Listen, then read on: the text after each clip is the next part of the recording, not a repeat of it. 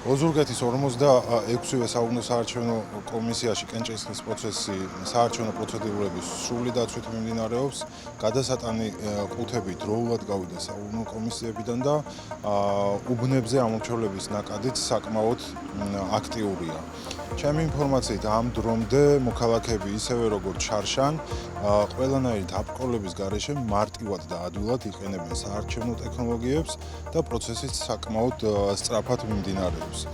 საუკუნო საარჩევნო კომისიაში იმყოფებიან პარტიის წარმომადგენლები, დამკვირვებლები, მედიის წარმომადგენლები და რაც კიდევ უფრო მეტად უზრუნველყოფს ეს ყველაფერი მეტად უზრუნველყოფს იმას, რომ პროცესი იყოს მაქსიმალურად გამჭვირვალე და ინფორმაცია ყველა დაინტერესებული პირისთვის ხელმისაწვდომი. ამ დრომდე თითოეულ საარჩევნო უბანზე საარჩევნო პროცესი კენჭისყრის პროცესი მიმდინარეობს 7 გარემოში, რაიმე სახის შეფერხებას უბანზე ადგილი არ ქონია, არც ერთ უბანზე არ გვაქვს არც ერთი საჩივარი არ შესულა, ან რაიმე სახის შენიშვნა ჩანაწერთა წიგნში არ შეუტანია არც ერთ უფლებამოსილ პირს. გორის ოლქში შემავალ 95-ვე საუკუნო საარჩევნო კომისიაში კენჭისყრის პროცესი მიმდინარეობს 7 გარემოში.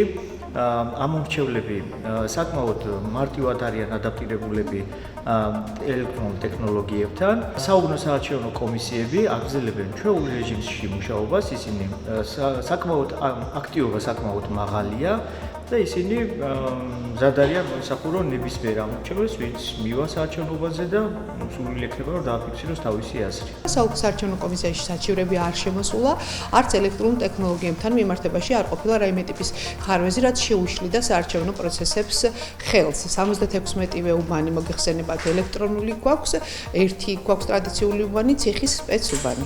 აქტიობა შეიძლება ითქვას თამამად რომ მაღალია, იმდენად რამდენადაც წინა წლების პრაქტიკასაც რომ გადავხედეთ, ამ დროისთვის 25,000-ზე მეტი ამომრჩეველი ამოსული, მართალია განსხვავება არის, მაგრამ დღის ბოლომდე ამომრჩეველს აქვს შესაძლებლობა იაქტიუროს და დღის ბოლოს უკვე გვეცოდინება როგორ მიიღებს, რამდენად მაღალი იქნება პროცენტულობა ქუთაისში. რაც შეეხება ელექტრონულ ტექნოლოგიების გამოყენებას ამომრჩევლის მხრიდან, ამ წუთამდე არ გვაქვს ინფორმაცია, რომ რომელიმე ამომრჩეველს რაიმე ტიპის პრობლემა შექმნოდა ტექნოლოგიებთან მიმართებაში, უკვე მეორე არჩევნები ტარდება და შესაბამისად გამოცდილებაც გარკვეულწილად დაგროვილია.